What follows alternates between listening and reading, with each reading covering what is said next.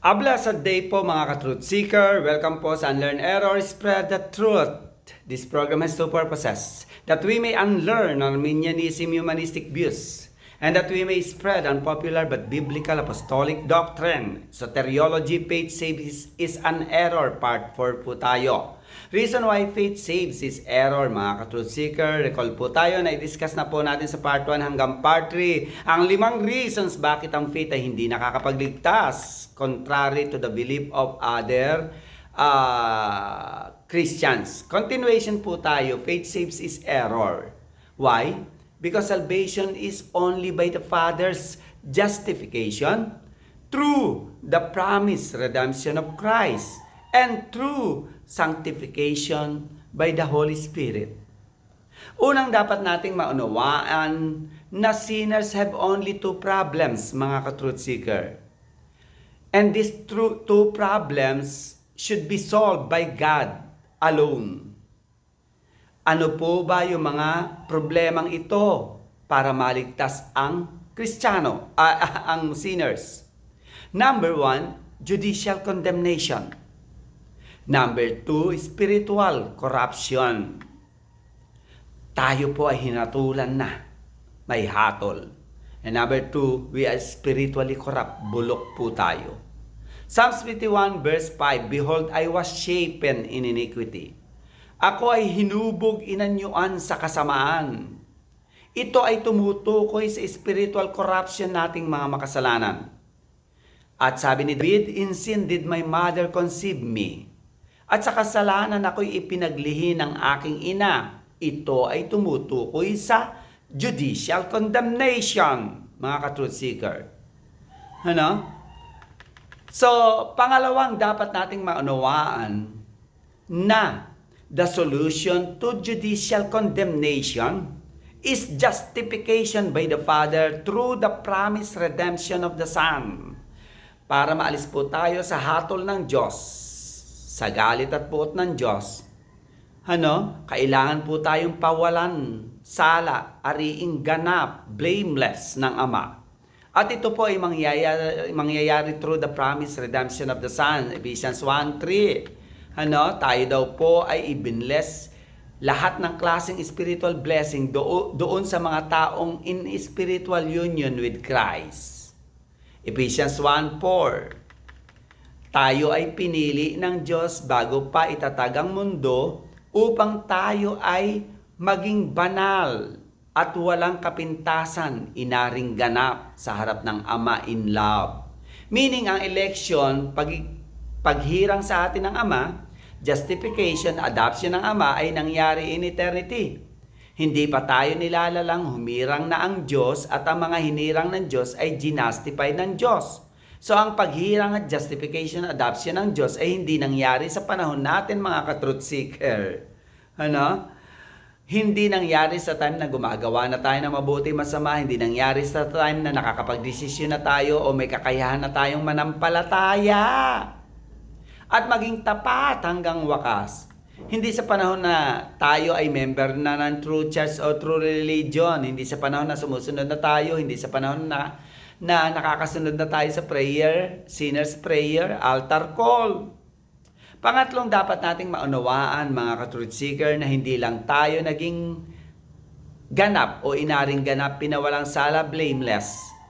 We were adopted by the Father in eternity, not in our time, mga kapatid, Ephesians 1:5.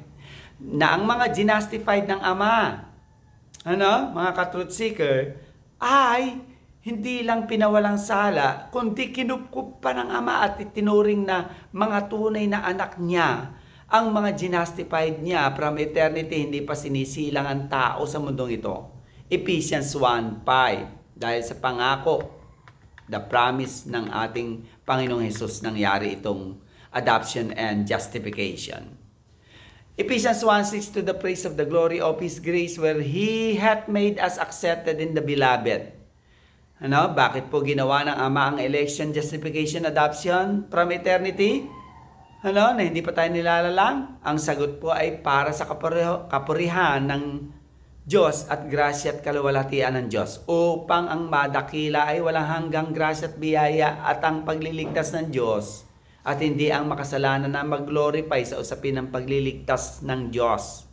Ephesians 1:7, in whom we have redemption through His blood, through the blood of Jesus, ay may kapatawaran ng kasalanan. Paano po naging posible mga ka-truth seeker, na tayo ay na-justified, napatawad at na-adapt ng Ama in eternity?